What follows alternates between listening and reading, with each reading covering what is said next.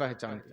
একজন ব্যক্তি জিজ্ঞাসা করছেন যে হুজুর আমি সুন্নি সহিহুল আকীদা, যারা আহলে সুন্নাতের আলিম ওলামা আছে তাদের বক্তব্য শুনি, তার কোন মসলা মাসেল পড়লে তাদেরকে জিজ্ঞাসা করি, আমি যদি সারা জীবন পীর না ধরি কোনো অসুবিধা আছে? কোনো সমস্যা নাই। কেউ যদি সারা জীবন পীর না ধরে, সুন্নি জামাতে কায়েম থাকে, মাসলাক আলা হাদিসে কায়েম থাকে, হক্কানি যারা আলিম ওলামা আহলে সুন্নাত ওয়াল জামাতে নিজের জীবনের প্রয়োজন মাসলা মাসাইল ঈমান আকীদার প্রত্যেকটা জিনিস যেটা তার প্রয়োজন জিজ্ঞাসা করার, সুন্নি আলিমকে জিজ্ঞাসা করে অনুসরণ করে চলে, ওর জন্য ওরাই পীর। আপনি কি মনে করেন কোরআনও পীর, হাদিসও পীর, উলামায়ে কেরামও পীর, আর পীরের চাইতে বড় পীর উলামায়ে কেরাম। জি, কেন? এই উলামায়ে কেরাম কোনোদিন আপনাকে হারাম কাজের আদেশ দিবে না। আর পীর সাহেবের ইজ্জত করতে করতে করতে পীর সাহেবের যখন অহংকার চেপে যায়, বলছে আই বেটা সাজদা কর, হারাম কাজও করিয়ে দেয়। কথা বুঝে এসছে কিনা? কিন্তু আলিমকে যদি আপনি সাজদা করেন, বাঘ এখান থেকে নিজে জাহান্নামে যাবে, আমাকেও জাহান্নামে নিয়ে যাবে। কারণ আলিমের মধ্যে বিদ্যা আছে, আল্লাহর ভয় থাকবে। একটা আলিম যদি গুনাহ মানুষের মাধ্যমে হতে পারে, নবী এবং ফেরেশতা ছাড়া কেউ তো মাসুম না। একজন আলিমের দ্বারা যদি গুনাহও হয় তো আলিম ছুপিয়ে করতে পারে, প্রকাশ্যে গুনাহ করবে? জি, একটা আপনাকে উদাহরণ দিচ্ছি, ধরেন একজন ব্যক্তি মদ পান করলেন, প্রকাশ্যে করতে পারবে বাবা? ইলিমটার কারণে তার কারণে মুরিদ হওয়াকে অনেকেও সুন্নাত বলেছেন, অনেকেও মুস্তাহাব বলেছেন। কেউ যদি মুরিদ হলো, একটা সুন্নাতের প্রতি আমল হলো, তো আমি তো বলবো না যে সুন্নাত ছাড়েন না, কি বলেন? সুন্নাত ধরেন, আপনি ওরকম পীর পেলেন, ভালো হক্কানি নজর আছেন, ধরলেন, পেলেন না, ধরলেন না। আপনি ধরলেন না তো আপনি সুন্নি থাকবেন না, মুসলমান থাকবেন না? কোন বেটা বলেছে আপনাকে মুসলমান থাকবেন? একটা সুন্নাত আপনি ছাড়বেন, আপনি তো 5 ওয়াক্তের ফরজ নামাজ কি ছেড়ে দিচ্ছেন, তো আপনার তো যেটা মেন ওটাই ঠিক নাই, তা আপনি সুন্নাত নিয়ে কি করবেন? কথা বুঝে এসছে কিনা বাবা? তো শরীয়তকে আমাদেরকে বুঝতে হবে। হ্যাঁ, কোন হক্কানি পীর আছে, বুজুর্গ ব্যক্তি পেয়েছি, তার হাতে মুরিদ হয়ে যাবে, আলহামদুলিল্লাহ। সুন্নাত একটা সুন্নাতকে ছোট মনে করা যাবে না। একটা নেকির কারণে মানুষ জাহান্নামে চলে যাবে কিয়ামতের ময়দানে। তাই ব্রাদার ইসলাম, আমাদেরকে আকীদার ব্যাপারে, ঈমানের ব্যাপারে জানতে হবে। যেই পীর আপনাকে হারাম থেকে বাঁচতে বলবে, হালাল পথে চলতে বলবে, 5 ওয়াক্তের নামাজ পড়তে বলবে, ওই হলো পীর। আর যেই পীর বলবে যে নামাজ পড়ছে আর না পড়, জান্নাত তো আমার বাপের, লিয়াই টাকা দে, তোকে জান্নাত আমি নিয়ে যাব। কিছু মৌলবি আছে না, বলে আমাদের কবরে আমাদের পীর সাহেব আসবে।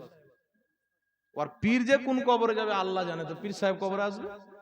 জি, আবু বকর সিদ্দিক করের কবরে আসবেন না, যে সারা পৃথিবীর সর্বপ্রথম নবীর উম্মতের ওলি, সবচাইতে বড় ওলি। আলা হযরত রাদিয়াল্লাহু তাআলা আনহু ফাতাওয়া রাজবিয়া শরীফের মধ্যে লিখেছেন, সবচাইতে বড় ওলি হচ্ছেন আবু বকর সিদ্দিক। জোরে বলেন সুবহানাল্লাহ। সবচাইতে বড় ওলি আবু বকর সিদ্দিক, তো করের কবর আসবে না এরকম আমরা হাদিস পাইনি। হযরত উমর ফারুক রাদিয়াল্লাহু তাআলা আনহু, যিনি এসে ইসলামকে জীবন দিয়েছেন বললেও চলে, হযরত উমর ফারুক, সেই উমর ফারুক রাদিয়াল্লাহু তাআলা আনহু করের কবর আসবেন না। আর আমের মতন মৌলবি বলছে যে আমাদের পীর আমাদের কবরে আসবে। এই মৌলবি ভাত খেয়ে হয়েছে না গাঁজা খেয়ে হয়েছে বলেন?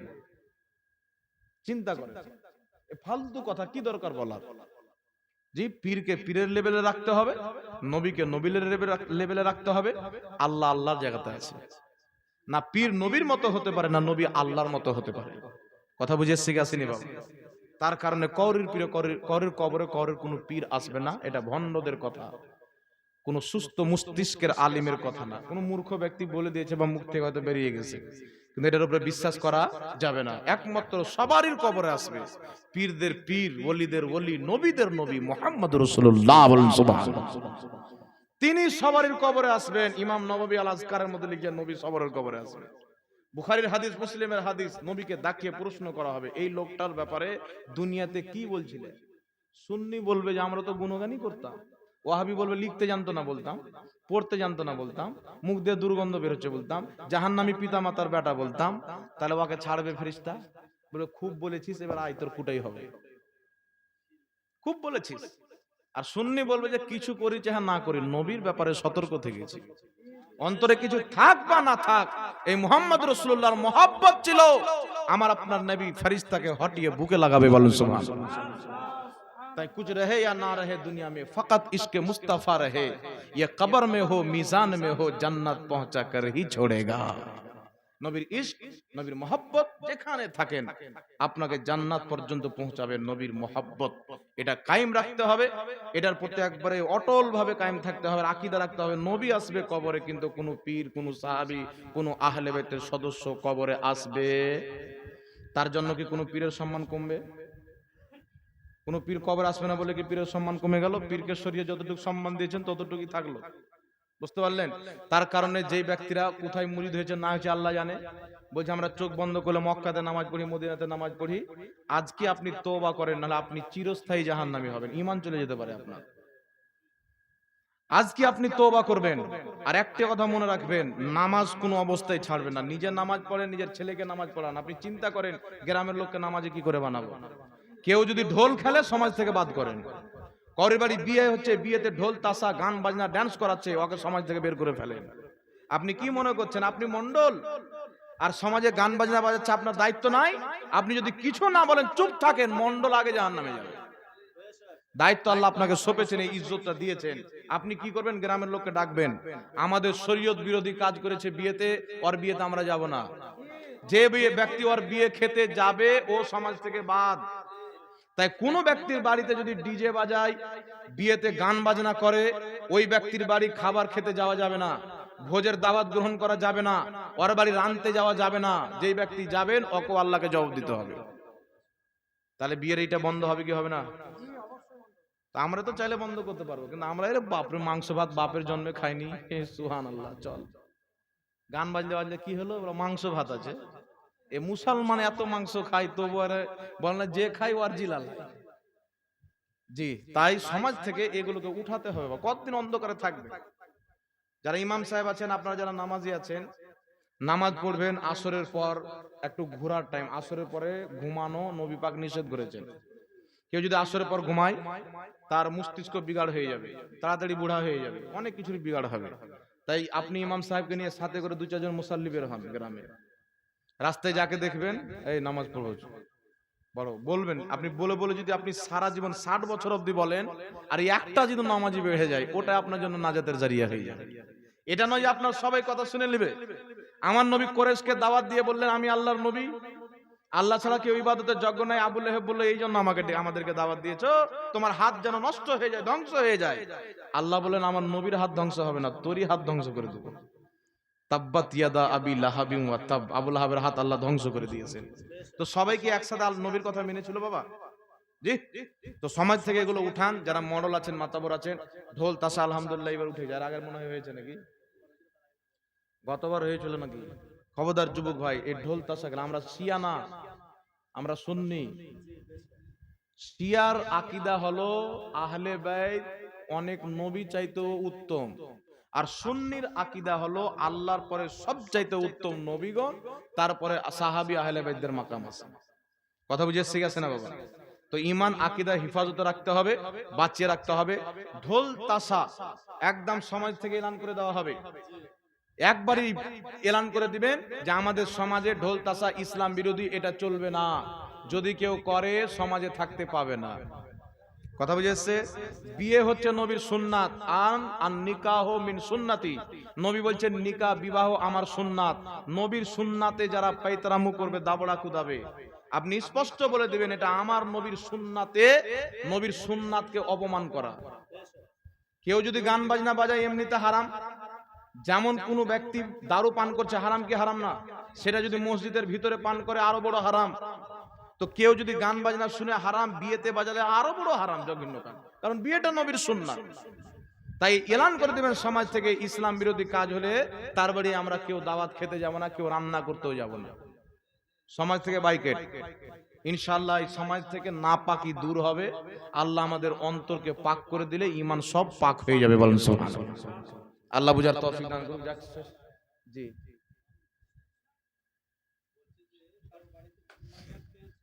হুম।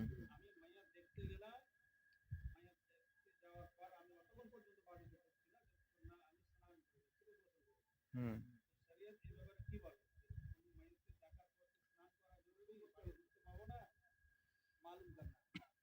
এটা আগে জামানার কিছু বিটি ছেলের ফতোয়া। যে লাশ দেখতে গেল বা মাটি দিতে গেল গোসল করে বাড়িতে ঢুকবে, এগুলো কোরআন হাদিসের ফতোয়া না, কোনো সমস্যা নাই। হিন্দুদের মধ্যে হতে পারে, কিন্তু ইসলামে এগুলো নাই। তো এগুলো ফালতু কথা। একজন লাশকে আপনি দেখতে গেলেন, মাটি দিয়ে আসলেন, কোনো সমস্যা নাই। মাটি দেওয়া কি নাপাক? লাশ দেখতে যাওয়া নাপাক? লাশ দেখতে যাওয়া নেকির কাজ, মাটি দিতে যাওয়া নেকির কাজ, জানাজা পড়াও নেকির কাজ। তো আপনি তো পাক কাজ করে আসলেন, তো গোসলের প্রয়োজনটা কি? তো এগুলো ফালতু কথা, এগুলো কথাতে ধ্যান দেবেন না। যে কোনো মাসলা মাসাইল যোগ্য আলিমদেরকে জিজ্ঞাসা করবেন, যে আপনাকে সঠিক দিশা দিতে পারবে। কোনো জাহিলের কথা শুনবেন না। ঝাড়নি, ঝাড়নিটা দেখেন, ঝাড়নি মানে এক প্রকারের, এটা হচ্ছে ইমামে হুসেনের জীবনী। যদি ভদ্রভাবে কেউ বসে ইমামে হুসেনের জিক্র আজকার করে, শাহাদতের বর্ণনা করে, এটা জায়েজ আছে।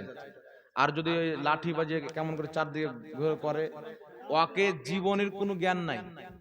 ওর বাপও বিড়ি খেত, ও বিড়ি খায়, ওর মাও মনে হয় লুকিয়ে বিড়ি খায়। ওই লোকটা করে জারি, মানে আহলে বাইতের ফজিলত বয়ান করতে করতে কাহা থেকে কি করে দিবে। হ্যাঁ, মানে মওজু মিথ্যা ঘটনা ভরে দেয়, উল্টা পুল্টা কথা বলে দেয়। তো উল্টা পুল্টা কথা, মিথ্যা ঘটনা বলা, এগুলো শরীয়তে কি জায়েজ না না জায়েজ? তাহলে ও জারি চলবে? হ্যাঁ, ইমামে হোসেনের জীবনী যারা দক্ষতা অর্জন করেছেন, জ্ঞান অর্জন করেছেন, আলিম উলমা, তারা যদি এসে আপনাকে শোনায় জীবনীর, এতে ইবাদত নেকির কাজ। সাধারণ ব্যক্তি হয়তো একটা কে বাংলা লিখে দিয়ে দিয়েছে, শুনে শুনে।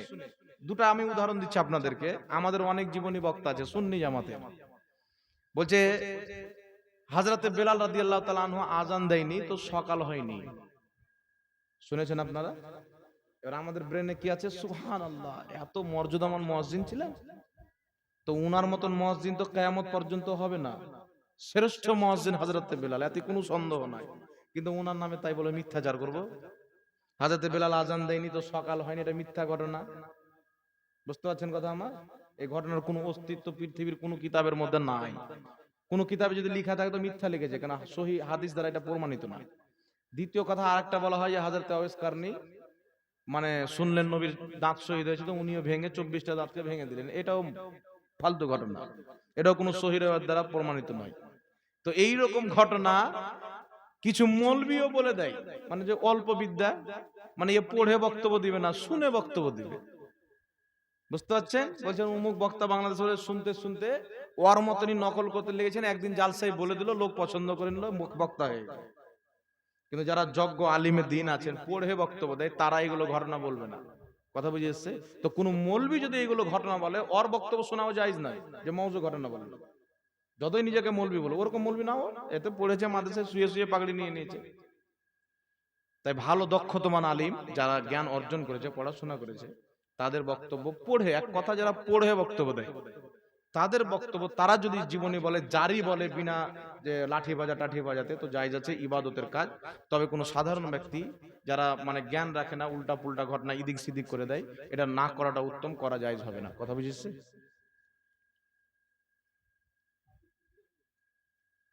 কিছু জিজ্ঞাসা করবেন নাকি আপনি?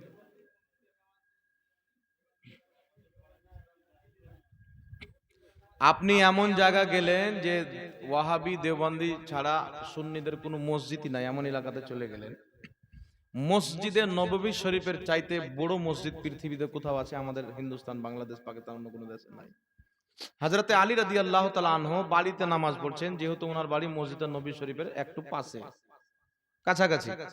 অন্য সাহাবা জিজ্ঞাসা করছেন, হুজুর, মসজিদে নবীতে নামাজ পড়লে এত গুনাহ বেশি নেকি পাওয়া যায়, এত গুনাহ ফজিলত নবী পাক বলেছেন, আর আপনি বাড়িতে নামাজ পড়ছেন?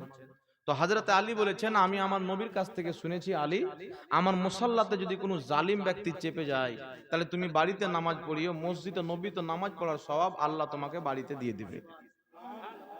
তাহলে এই হাদিস আমাদেরকে কি শিক্ষা দিল? যে ব্যক্তি ঈমান হারা, আল্লাহ নবীর গুস্তাখ, তাদের মসজিদে নামাজ পড়ার চাইতে কেউ যদি একা যার বাড়ি গেছে সেখানে গিয়ে নামাজ পড়ে, আল্লাহ তাকে জামাতের সওয়াব দিয়ে দিবে। জামাত ছাড়ার কোনো গুনাহ হবে না। কথা বুঝে এসছেন? আর তাদের গুস্তাখি তো আপনারা শুনে শুনে কান ভরে আছেন, জানেন আল্লাহ মিথ্যা বলতে পারে, নবীর মতন জ্ঞান পশু পাখিকে, পাগল ছাগলকে আছে, শয়তানের জ্ঞান বেশি, নবী সাল্লাল্লাহু আলাইহি সাল্লামকে পিঠ পিছনের খবর নাই, নবীর পিতামাতা জাহান্নামী, নিজের মেয়ে ফাতেমাকে বাঁচাতে পারবে না, তো আমাদেরকে কি বাঁচাবে? তো বিভিন্ন রকমের মানে নোংরা আকীদা থাকার কারণে ওরা হচ্ছে বদ আকীদা।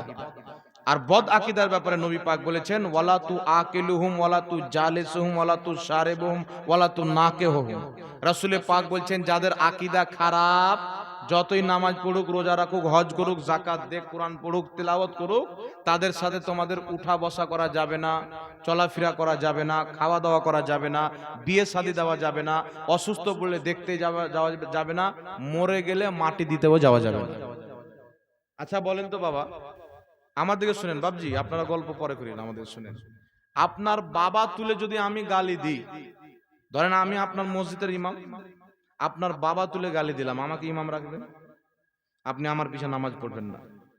আপনার বাড়ি এসছি, ভাই আমার ছেলে আছে, শুনেছি আপনার নাকি মেয়ে আছে, তো রিশতা নিয়ে এসছি।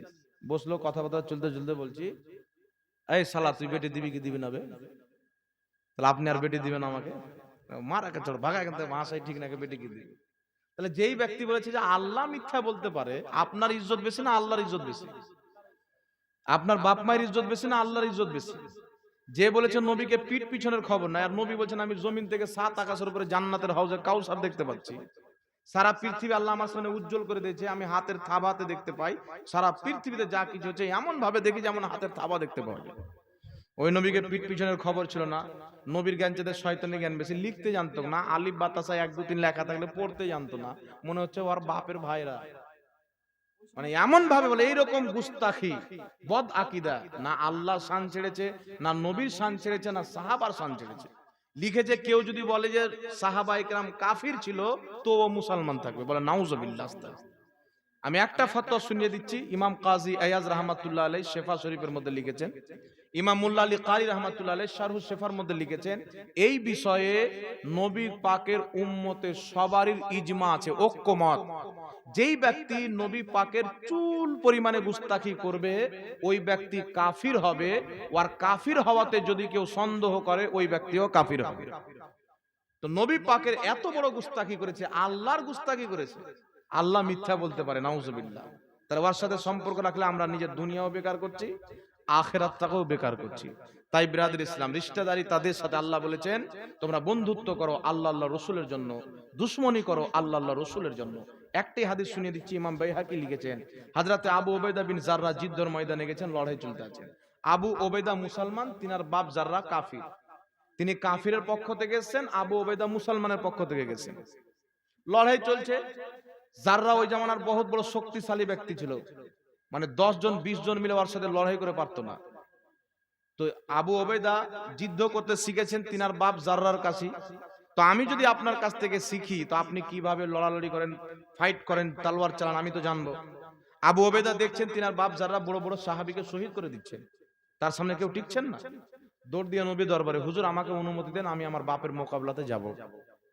কারণ তিনি জানতেন আল্লাহ কুরআন পাকে বলেছেন, ইয়া আইয়ুহাল্লাযিনা আমানু লা তাত্তাখিযু আবাকুম ওয়া ইখওয়ানাকুম আউলিয়া। আল্লাহ তাবারক ওয়া তাআলা বলছেন, মাহবুব হে ঈমানদার, যদি তোমার আপন পিতা বা আপন ভাই ঈমান আনার পরে কুফরিকে পছন্দ করে, তার সাথে তোমার কোনো আপোষ নাই। আবু উবাইদা বিন জাররা রাদিয়াল্লাহু তাআলা আনহু নবী পাককে বললেন, হুজুর বলছেন না, যেও না তোমার বাপের সামনে। কেন? তুমি যদি তোমার বাপের সামনে যাও, একটা কারণ তো আছে। তো মুনাফিকরা একটা মানে গালাত ভুল মেসেজ দিবে মানুষকে, যে মুহাম্মদ ইবনে আব্দুল্লাহ সাল্লাল্লাহু আলাইহি সাল্লাম এমন একটা দিন নিয়ে এসেছেন যে বাপ এবং বেটাতে যুদ্ধ করায়। তাহলে যেই দিন বাপ বেটাতে যুদ্ধ করায় ওই দিন কোনদিন সত্য ধর্ম হতে পারে? পাবলিক মনে করবে যে না, তো বাপ বেটাতে মারামারি করে। তাই নবী পাক নিষেধ করলেন। আবু উবাইদা বিন জাররা চলে গেলেন, লড়াই করছেন, আবার চেয়ে দেখছেন তার সামনে সাহাবী যায় শহীদ হয়ে যায়, সাহাবী যায় শহীদ হয়ে যায়। সহ্য না করতে পেরে ঝাঁপিয়ে পড়লো বাপের সামনে, এমন একটা তলোয়ারের নিশানা করলো, বাপের গর্দান মেরে দিল, নিজের বাপকে হত্যা করে দিল, বাপ মরে গেল। আবু উবাইদা নিজের ঘুটনাকে জমিনে ফেলে চিৎকার মেরে কান্না করছেন। সাহাবী গিয়ে বলছেন, আবু উবাইদা কান্না করছো, বাপকে মেরেছো তাই? বলছেন না, আমি বাপকে হত্যা করেছি তাই কান্না করি না, আমার নবী নিষেধ করেছিলেন, আমি না সহ্য করতে পেরে নবীর কথা রাখতে পারিনি, তাই কান্না করছি, যে জানি না শরীয়তের কি মসলা লাগু হবে আমার উপর। ওই জামানার একটি রেওয়াজ ছিল, যদি কেউ জুলুম করত, গুনাহ করত, নিজের পাগড়ি খুলে গলাতে ঝুলিয়ে নবীর দরবারে হাজির। হযরতে আবু উবাইদা পাগড়ি খুলে গলাতে ঝুলিয়ে নবীর দরবারে মাথা নত করে 2 হাত জোড় করে, ইয়া রাসূলুল্লাহ, ইয়া হাবিবাল্লাহ, আপনি নিষেধ করেছিলেন বাপের মোকাবিলা যেও না, আমি যদি না যেতাম বড় বড় সাহাবীকে হত্যা করছিল, শহীদ করছিল, আমি জানি আমার বাপ কিভাবে ওয়ার করে, আমি তার মোকাবিলা করতে পারতাম, আমি সহ্য না করতে পেরে আপনার কথা রাখতে পারি না, আমার বাপকে হত্যা করেছি, হুজুর আমার প্রতি কি মসলা লাগু হবে? নবী পাক সাল্লাল্লাহু আলাইহি সাল্লামের চোখ দিয়ে পানি বেরিয়ে গেল। আল্লাহর নবী চোখের পানি ফেলে বললেন, আবু ওবেদা, আমি তোমাকে নিষেধ করেছিলাম যেন মুনাফিক গুজব না ছড়াতে পারে, কিন্তু তুমি তোমার বাপকে আমি মুস্তাফার মোহাব্বতে হত্যা করেছো, তুমি আল্লাহকেও রাজি করেছো, আল্লাহর নবী মুহাম্মদ রাসূলুল্লাহকেও রাজি করেছো।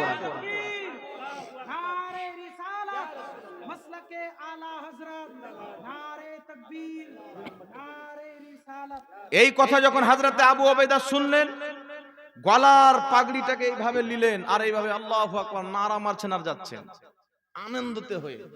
বাপকে হত্যা করার পর এত আনন্দিত। নবী পাক বলছেন, সাহাবী, জান্নাতি যদি দেখতে চাও আমার আবু ওবেইদাকে দেখে নাও। সে আল্লাহ রাসূলের মহব্বতে আপন বাপকে হত্যা করেছে, জাহান্নামের আগুন আল্লাহ তার উপরে হারাম করে দিয়েছে। বলেন সুবহানাল্লাহ। তাই আমরা বেরেলি শরীফকে মানি। বেরেলির सरताज हुजूर ताजुल शरिया रहमतुल्लाह अलैहि বলেছেন, नबी से जो हो बेगाना उसे दिल से जुदा कर दे, नबी से जो हो बेगाना उसे दिल से जुदा कर दे, पेदर मादर ब्रादर मालो जा सब कुछ नबी पर फिदा कर दे। তাই সাহাবা নবী দরবারে আসতেন, সালাম করতেন, বলতেন, ইয়া রাসূলুল্লাহ, আমাদের মা আমাদের বাপ আপনার কদমে কুরবান। তাহলে চিন্তা করেন তো বাবা, সাহাবা কোন ইসলাম মানতেন? আপনি কি মনে করেছেন সবাই ঠিক? একটা লোক আমাকে বলছে, বক্তব্য দিলাম মুর্শিদাবাদে, তো বলছে, হুজুর সবাই ঠিক, ওরাও নামাজ পড়ে আমরাও নামাজ পড়ি। তা আমি বললাম, সবাই ঠিক, তুমি নবী পাকের চাইতে বেশি জানো? বলছে, হ্যাঁ হুজুর কি বলছেন, এটা কি হতে পারে? উনি আল্লাহর নবী, উনার চাইতে আমি বেশি জানি। আমার নবী বলছেন ৭৩ ফিরকা হবে, ৭২টা জাহান্নামী, একটাই জান্নাতি। সুন্নি জামাত ব্যতীত সবাই জাহান্নামী। তাহলে তুমি কি করে বললে সবাই তো নামাজ পড়ছে, সবাই ঠিক? তাহলে নবীটা মানবো না তোমারটা মানবো? কোন ব্যক্তি যদি বলে যে সবাই ঠিক, সবাই মুসলমান, ও আরেকটা জাহান্নামী ফিরকা, ওকে বলা হয় সুলহা কুল্লি। সবাই ঠিক, গুও ঠিক, খাবারও ঠিক, গোবরও ঠিক, ভাতও ঠিক, একে বলা হয় কি সুলহা কুল্লি। এ আরেকটা জঘন্যতম জাহান্নামী ফিরকা। তাই আল্লাহ পাকের নবী বলেছেন ৭২টাকে জাহান্নামী মানে ভুল, একটাই জান্নাতি মানে সঠিক। আর একটা জান্নাতি আর ৭২ জাহান্নামী এক হবে কি হবে না? আল্লাহ বলছেন, লা ইয়াস্তাবি আসহাবুন নারি ওয়া আসহাবুল জান্নাহ, জান্নাতি জাহান্নামী কোনদিন বরাবর হতে পারে না। কেউ যদি বলে সবাই ঠিক, ও নিজেই জাহান্নামী, ওর ঈমান নাই, ঈমান ধ্বংস হয়ে যাবে। তাই ঈমান বাঁচিয়ে রাখলে কাফিরকে কাফির বলতে হবে, মুসলমানকে মুসলমান বলতে হবে। এই ফর্মুলা ওয়াহাবিরা চানাচুর বিক্রি করার জন্য মানুষকে দেয়, ধোঁকা দেওয়ার জন্য। আপনার বাড়ির পাশে যদি একজন হিন্দু বাস করে, তাকেও কাফির বলা যাবে না। কেন? হতে পারে মরার আগে কলমা পড়ে মুসলমান হয়ে যাবে। মুস্তুস্ক দেখেন, মানে একজন হিন্দু যদি বাস করে, ওকেও কাফির আপনি বলতে পারবেন না, কারণ হতে পারে মরার আগে মুসলমান হয়ে যাবে। নাকি বলেন? কিছু লোক মনে করে কথাটা তো ঠিক রে, মরার আগে তো মুসলমান হতে পারে। এইটা যদি ধরেন বাবা, তো নিজের স্ত্রীকে স্ত্রী বলতে পারবে না। হতে পারে ২-৩ বছর পর পালিয়ে অন্য করে সাথে চলে যাবে। মাকে মা বলা যাবে না, হতে পারে আমার বাপ তালাক দিয়ে দিবে। বহুত রকম প্রশ্ন চলে আসবে। কিন্তু না, একজন ব্যক্তি আল্লাহ যদি ৭০ বছর বয়স দেয়, ৬৯ বছর যদি কাফির থাকে, ৬৯ বছর তাকে কাফির বলতে হবে।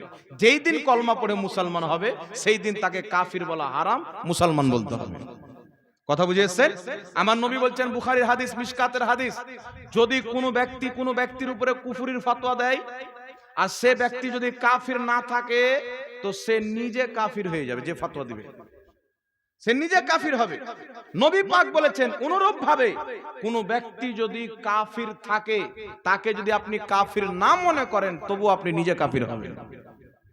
কথা বুঝেছে কিনা বাবা? তাই মুসলমানকে মুসলমান বলা, কাফিরকে কাফির বলা, এটা আল্লাহর কোরআনের বিধান। তাই পবিত্র কোরআন পাকে সূরা মুমিনও আছে, সূরা কাফিরুনও আছে। আর আল্লাহ নবীর গুস্তাখের উপরে কুফরের ফতোয়া দিয়েছেন। একজন ব্যক্তি মুনাফিক বলল, মুহাম্মদ কি গায়েব জানে?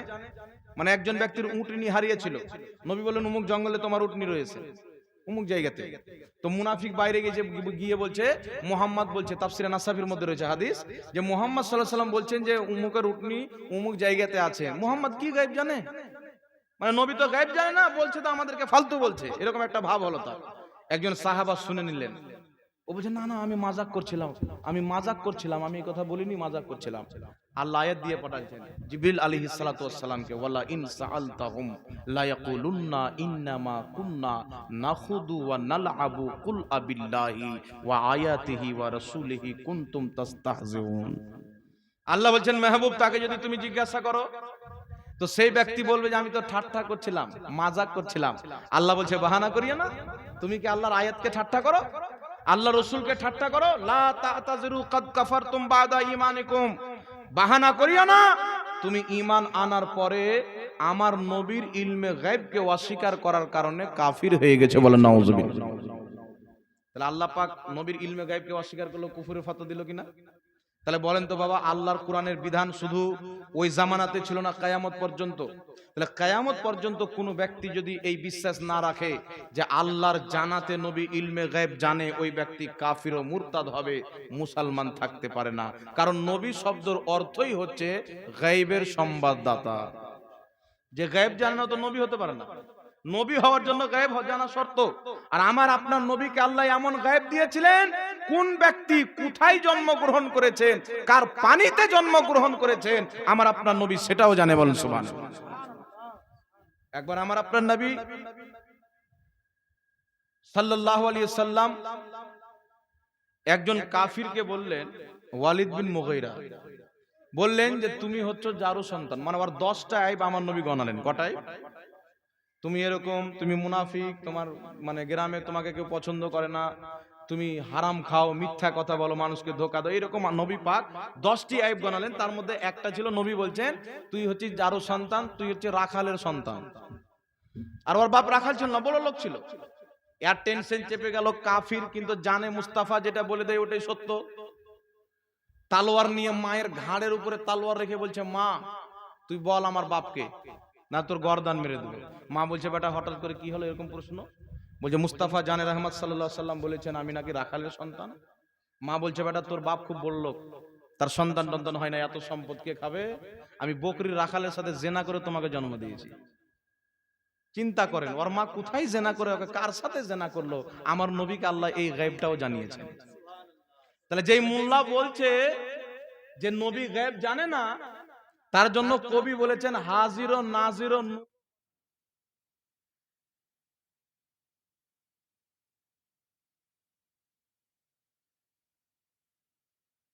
কবি বলেছেন হাজির ও নাজির ও নূর ও বাশার ও গায়েব কো ছোড়, শুকর কর ও তেরে আইবো কো ছুপায়ে হুয়ে হে। কোন মানুষের মধ্যে কোন ত্রুটি কোন আইব আছে আমার নবী এটাও জানে, বলেন সুবহানাল্লাহ। তাই বিরাদর ইসলাম, নবী পাক সাল্লাল্লাহু আলাইহি ওয়াসাল্লাম গায়েব জানেন। আল্লাহ কোরআনে বলেছেন আল্লাহ ছাড়া কেউ গায়েব জানে না। আবার অন্য আয়াতে বলছেন যে আমার নবীকে আমি গায়েব জানিয়েছি। দুই রকমই আয়াত আছে। তাহলে এক রকমের আয়াত যেখানে আছে আল্লাহ ছাড়া কেউ গায়েব জানে না, আর অর্থ হচ্ছে আল্লাহর না জানাতে কেউ গায়েব জানে না।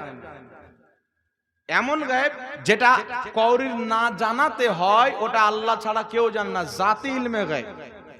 আর নবীগণ জানে, আল্লাহ যতটুক যেই নবীকে জানিয়েছেন ততটুক জানে, বলেন সুবহানাল্লাহ। আমরা বলি নবীকে আল্লাহ পাক সৃষ্টির সমস্ত গায়েব জানিয়েছেন শুরু থেকে কিয়ামত পর্যন্ত। লোক বললে সমস্ত কি করে হতে পারে? আমাদের দলিল আছে বুখারীর হাদিস। নবী পাক ফজরের নামাজ পড়ে মিম্বারে দাঁড়ালেন, বক্তব্য দিতে আরম্ভ করলেন। বক্তব্য দিতে দিতে জোহরের নামাজের টাইম হয়ে গেল। বুখারী শরীফের হাদিস, নবী পাক মেম্বার থেকে নামলেন, আবার নামাজ পড়লেন, নামাজ পড়ে আবার বক্তব্য দিতে আরম্ভ করলেন। আসরের টাইম হলো, আবার নামাজ পড়ে আবার বক্তব্য চালু করলেন, রাত্রি হয়ে গেল। সাহাবী বলছেন নবী পাক সাল্লাল্লাহু আলাইহি ওয়াসাল্লাম, হাদিসের শব্দ বাদইল খালক, সৃষ্টির সূচনা মানে প্রথম সৃষ্টি থেকে নিয়ে কিয়ামত হওয়া পর্যন্ত, কিয়ামত হয়ে হিসাব নিকাশ হওয়া পর্যন্ত, হিসাব নিকাশ হয়ে জান্নাতীদের জান্নাতে যাওয়া, জাহান্নামীদের জাহান্নামে যাওয়া পর্যন্ত, শেষ জান্নাতি জান্নাতে, শেষ জাহান্নামী জাহান্নামে যাওয়া পর্যন্ত সমস্ত জিনিস আল্লাহর নবী আমাদেরকে বলে দিলেন, বলেন সুবহানাল্লাহ। সাহাবা বলছেন যে যত বেশি মনে রাখতে পারলো আমাদের মধ্যে সে তত বড় আলিম। তো বুখারীর হাদিস স্পষ্ট করে দিয়েছেন। ওয়াহাবি খুঁজবে কি কোথাও মায়েশার হার হারিয়ে গিয়েছিল, নবী গায়েব জানলে বলেনি কেন? বুঝতে পারছেন? কিন্তু আমরা নবীর সমস্ত গায়েব কবে মানি? কোরআন নাজিল হওয়া কমপ্লিট, নবীর জ্ঞান কমপ্লিট। হার হারিয়ে গেছিল, সম্পূর্ণ কোরআন অবতীর্ণ করা হয়নি। কথা বুঝে শিখে আসেনি বাবা? কার হার হারিয়ে গেছিল ওখানে তাইয়াম্মুমের আয়াত অবতীর্ণ হচ্ছিল, তাই আমার নবী বলেননি। অনেক কিছু আছে জানার পরেও বলা হয় না। আল্লাহ বলছেন মুসা তোমার হাতে কি? মুসা নবী ধরে আছেন লাঠি। তাহলে বলবেন যে আল্লাহ জানে তো জিজ্ঞাসা কেন করলেন? তো কিছু জিনিস যেটা জানার পরেও জিজ্ঞাসা করা হয়, তো আমার আপনার নবী জানতেন কিন্তু বলেননি। নবী যদি বলে দিতেন আয়াতে তায়াম্মুম কি করে আসতো, পানি নাই চতুর সাইডে, সাহাবী হাহাকার করছেন, নামাজের টাইম হচ্ছে কি করে নামাজ পড়বো, মায়ের হারও হারিয়ে গেছেন, এদিকে হার খুঁজাখুঁজি, এদিকে নামাজের টেনশন, নবী পাক সাহিবে লাউলাক সাল্লাল্লাহু তাআলা আলাইহি সাল্লাম অপেক্ষাতে আছেন। হার তো পরে বানানো যাবে, হার তো জীবনে কত হবে, কিন্তু আজকে আয়াতে তায়াম্মুম যদি নিয়ে কিয়ামত পর্যন্ত মুসলমানদের উপকার হয়ে যাবে। আজকে পৃথিবীতে যেখানে যান, যদি আপনি যেখানে যান পৃথিবীতে, আপনার যদি পানি না পান তাহলে আপনি কি করবেন? তায়াম্মুম করে নামাজ পড়তে পারবেন। ওই জামানায় যদি আয়াতে তায়াম্মুম নাযিল না হতো তাহলে এই অসুবিধাটা দূর হতো বাবা। এটা একটা নিয়ামত কি নিয়ামত না আল্লাহ পাকের বলেন। এই জন্য নবী পাক বলেননি, কিন্তু এদের কি এরা মানে নেগেটিভ পয়েন্ট নিবে। নবী জানতেন না, নাহলে বলতেন না। নাউজুবিল্লাহ বলেন না। তো যাই হোক ব্রাদার ইসলাম, আল্লাহ আমাদের নবীকে সর্বশ্রেষ্ঠ জ্ঞানী করেছেন। একটা কথা আর আপনাদেরকে বলি, এখন মোবাইলের যুগ, না চাইলেও ওয়াহাবিদের বক্তার ওয়াজ আগে আসবে, সুন্দর সুর নিয়ে আসবে, খুব বড় স্ট্যাটাস নিয়ে আসবে, সুন্দর পোশাক পরে এসডি ক্যামেরা নিয়ে, দেখলি মনে করবো হয়তো বহুত বড় আলিম। পাবলিক কি মনে করে, যার সুন্দর ড্রেস, খুব সুন্দর করে বক্তব্য দিল, ওই বড় আলিম হয়ে গেল। ওই বক্তার সামনে যখন আপনি কোনো কিতাব খুলবেন, সারা তাহজিব খুলেন, সারা আকাইদ খুলেন, বলেন এক লাইন পড়ে দাও, ওর পায়জামার প্যান্ট সব ফেটে যাবে। সবচাইতে বড় আলিম ওয়ারা যারা পড়েছে এবং মাদ্রাসাতে পড়ায়। কথা বুঝে এসছে বাবা? দেখছেন হযরত বসে আছেন, ইনি মাদ্রাসায় আমার চাইতে বড় বড় ছাত্রকে পড়ায়। খালতিপুর মাদ্রাসা চিনেন তো আপনারা সবাই? জি, বুখারী পড়ায়, মুসলিম পড়ায়, এখন আবার মুফতির কালাসকেও পড়ায় ওরা। তাহলে কোথায় ওরা আর কোথায় আমরা? ওদের সাথে তুলনা দিলে হবে না, কিন্তু আমার মতো ওরা বক্তব্য দিতে পারবে না। তার কি আমি ওদের চাইতে বড় আলিম হয়ে গেছি? তো দুটা কথা বলে দিলে বড় আলিম হয়ে যায় না বাবা। তো চলে আসে একজন ব্যক্তি বলছে আমি টানাটান শুননি, ওর মোবাইল খুলছি তো 25-30টা বক্তব্য ডাউনলোড করা আছে। কটা? 25-30টা বক্তব্য। সব বক্তব্য বাংলাদেশের বক্তা মিজানুর রহমান আজহারী, সব বক্তব্য। এ খুব শুনছে, বলছে আরে হুজুর একটা বক্তা পেয়েছে গো, কলিজা ঠান্ডা হয়ে যায়। রাত্রে মোবাইল চালায়, বক্তব্য শুনতে শুনতে ঘুম চলে যায়, মরবো তো আর বক্তব্য শুনে, এরকম ভাব। তা আমি বললাম ভাই আর আকীদার ব্যাপারে তুমি জানো? বলছে কি আকীদা? ওকে একটা ছোট্ট ভিডিও দেখলাম, মানে ও সব ভিডিও দেখেছে কিন্তু ওটা ওর নজরে পড়েনি। বলছে যে নবী পাক সাল্লাল্লাহু আলাইহি সাল্লামকে আল্লাহ পাক, উনি নবিয়াল উম্মি ছিলেন। উম্মি মানে আনপড়, লিখতে পড়তে জানতেন না, ওনার আক্ষরিক জ্ঞান ছিল না। আলিফ বাতাসা লেখা থাকলে বুঝতে পারতেন না কোনটারে আলিফ বলে কোনটারে বা বলে, উনি সিগনেচার করতে জানতেন না। তো ও বলছে যে হুজুর দলিল তো দিয়েছে নবিয়াল উম্মি, উম্মি মানে আনপড়, পড়তে লিখতে জান না। তা আমি ওকে বুখারী শরীফের একটা হাদিস বের করে দেখালাম, বাংলা অনুবাদ। বুখারী শরীফ হাদিস নাম্বার 2699। আমরা হাদিসটা পড়ো তো, জানতা হাদিস পড়তে জানো, বাংলা তো জানো, বাংলা পড়ো তো। বাংলা যখন পড়তে আরম্ভ করলো, বুখারী শরীফের মধ্যে হাদিস 2699 নম্বর হাদিস, মানে সুলহে হুদাইবিয়া, ইহুদিদের সঙ্গে নবী পাকের একটা চুক্তিপত্র হয়েছিল কাবা ঘরকে নিয়ে, হারামকে নিয়ে। তো লেখা পড়া হলো, নবী পাক সাল্লাল্লাহু আলাইহি সাল্লাম লিখেছিলেন মুহাম্মদুর রাসূলুল্লাহ। তো ইহুদিরা মানে চাক্কর মারলো। বলছে হুজুর আপনাকে যদি আমরা নবী মানতাম তাহলে আমাদের তো দ্বন্দ্ব হতো না, না মীমাংসার দরকার পড়তো, ঝামেলা না হলে তো মীমাংসা হবে না, নাকি বলেন? ঝামেলা হবে তেমনি তো মীমাংসার প্রয়োজন পড়বে। তো আপনাকে তো আমরা নবী মান না, তাই তো ঝামেলা।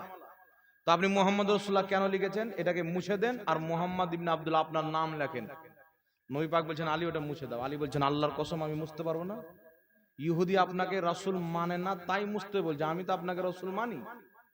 তখন নবী পাক হযরত আলীর হাত থেকে এইভাবে পুরচাটা নিয়ে নিলেন, মুহাম্মদ রাসূলুল্লাহ শব্দটাকে মুছে দিলেন। তারপরে কাতাবা মুহাম্মদ ইবনে আব্দুল্লাহ, নবী পাক নিজের হাতে লিখলেন মুহাম্মদ ইবনে আব্দুল্লাহ। বলেন সুবহানাল্লাহ। ওকে আমি বললাম বুখারীর হাদিস মানবি না মিজানুর রহমান আজহারীকে মানবি? বলে হুজুর এত জ্ঞানী মানুষ এরকম পথহারা লোক কি করে হতে পারে? আমার ইবলিস কত জ্ঞানী ছিল। ইবলিসের ছাত্র ছিল জিবরিল মিকাইল, সব ফেরেশতা ওর ছাত্র, এত বড় মাস্টার ছিল, সেই ঈমান বাঁচাতে পারল না। এরা তো ফুটপাতে বাস করনেওয়ালা লোক, দুনিয়াতেও জলিল আখিরাতেও জলিল। বাংলাদেশ থেকে লাত মেরে তাড়িয়েছে শেখ হাসিনা, যে নবীর গুস্তাখি করে দুনিয়াতেও জলিল হয় আখিরাতেও জলিল হয়। তাই বিরাদর ইসলাম বুখারীর হাদিসে ওকে দেখিয়ে দিলাম, তারপর ওর দিমাগ চাক্কর মারলো যে না রে মন, এরা মানে এমন এমন ভেসে এসে মানুষের ঈমান নষ্ট করে। এদের নিকটে বড় টুপি পড়া ছিল হারাম নাজেজ বিদআত, আর এখন ওরাই বড় টুপি পরে আসে যেন সাধারণ সুন্নি পাবলিক মনে করে যে মৌলবিটা আমাদেরই, আর ওর বক্তব্য শুনে আর বিশ্বাস করে ঈমান হারা হয়ে যায়। অনেক চক্রান্ত নিয়ে আসে। তাই বিরাদর ইসলাম নবী পাক সাল্লাল্লাহু আলাইহি ওয়াসাল্লাম নিজের হাতে লিখেছেন, মুহাম্মদ রাসূলুল্লাহ শব্দটা নিজের হাতে মুছলেন। ওনার যদি আক্ষরিক জ্ঞান না থাকতে, না চিনতেন কি লেখা আছে, তাহলে এটা মুহাম্মদ রাসূলুল্লাহ কি করে মিটালেন? আর উনি যদি আক্ষরিক জ্ঞান না জানতেন তাহলে লিখলেন কি করে মুহাম্মদ ইবনে আব্দুল্লাহ? ইমাম ইবনে হাজার আসকালানী রাহমাতুল্লাহ আলাইহি বুখারী শরীফের সারা ফাতহুল বারীর মধ্যে লিখতেছেন, সবাই তিনাকে মানেন, লিখতেছেন নবী পাক সাল্লাল্লাহু আলাইহি ওয়াসাল্লাম নিজের হাতে লিখেছেন, বলেন সুবহানাল্লাহ। এই মর্মে আমার শিক্ষক মুফতি আশরাফ রাজা নাইমি সাহেব একটি কিতাব লিখেছেন, রাসূল সাল্লাল্লাহু আলাইহি ওয়াসাল্লাম কি নিরক্ষর ছিলেন? অনেক দলিল দেওয়া আছে যে আমাদের নবী নিরক্ষর ছিলেন না। আমার নবী লিখতে জানতেন কি জানতেন না, এই প্রশ্ন তো জাহিল করবে। আমাদের মুসলমানদের আকীদা হলো নবী যদি ইশারা করে দেয় গাছপালা লিখতে আরম্ভ করবে, নবী যদি ইশারা করে দেয় একটা কুকুর লিখতে আরম্ভ করবে, নবী যদি ইশারা করে দেয় ছাগল লিখতে আরম্ভ করবে। তো নবী লিখতে জানতেন কি না জানতেন বাদ দাও। আমার নবী আঙ্গুল তুলেছিলেন, চাঁদ দু টুকরা হতে বলেছিলেন, টুকরা হলো। নবী যদি বলতেন চাঁদ তুই আকাশে লেখ মুহাম্মদ রাসূলুল্লাহ, চাঁদ মুহাম্মদ রাসূলুল্লাহ লিখতে, বলেন সুবহানাল্লাহ। আর ওই নবীর ব্যাপার বলছে সিগনেচার করতে জানতো না, যুক্তি দিয়ে, পাগলা কানা। আল্লাহ এদের থেকে হিফাজত করুক, সকলে বলেন আল্লাহুম্মা আমিন। এই লোকটা বলছে যে খাদিজাতুল কুবরা রাদিয়াল্লাহু তাআলা আনহা ইনটেক ছিলেন না। নাউজুবিল্লাহ বলবেন না?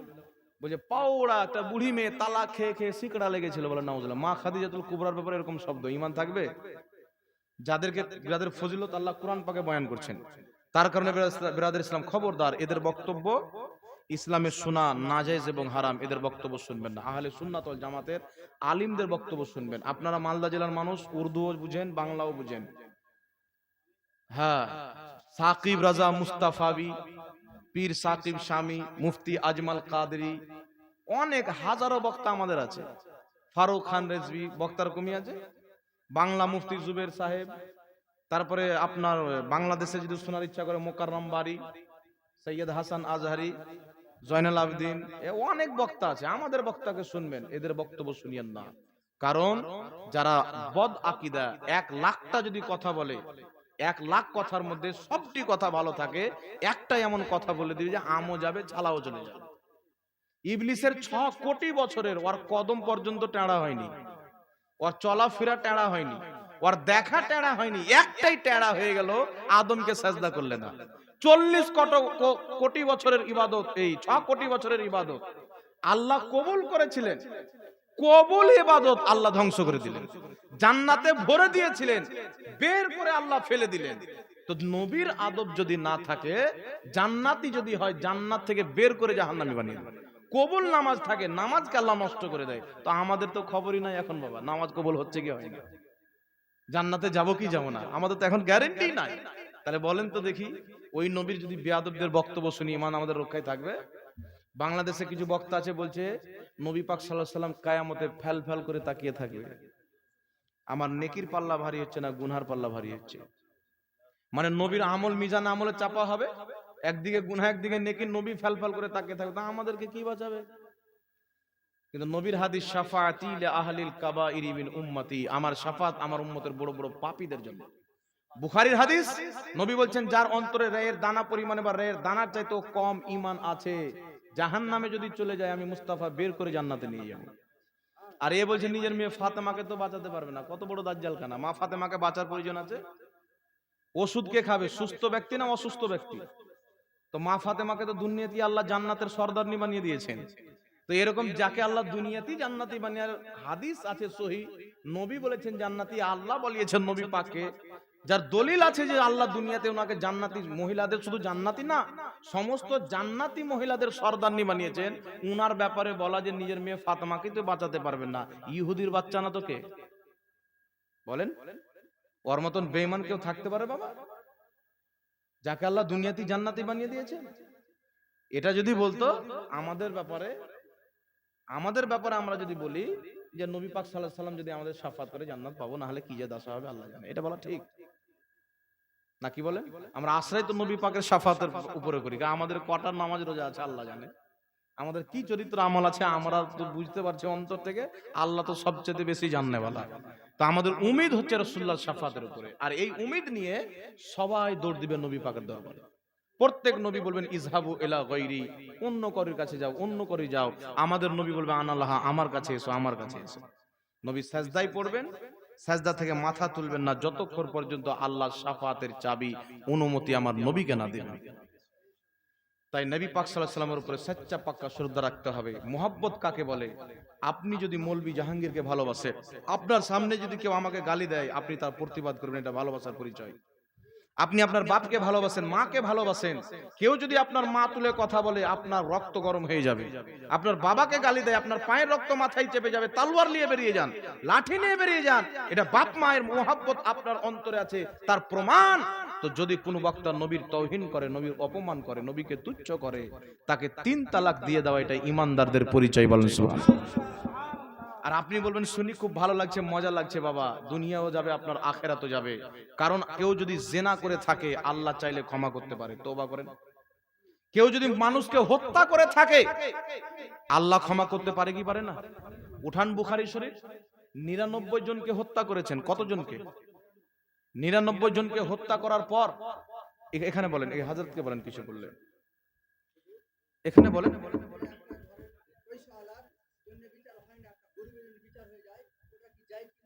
জান বলছি, আমার দিকে শুনেন বাবা, আগে শুনেন। প্রশ্ন থাকলে এই জন্য লিখিত আকারে দেন, মানে মেন কথা বলতে গিয়ে ছুটে যায়।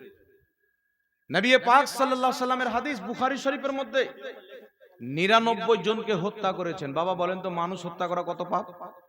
জি, মহাপাপ না একটা জীবনকে হত্যা করা?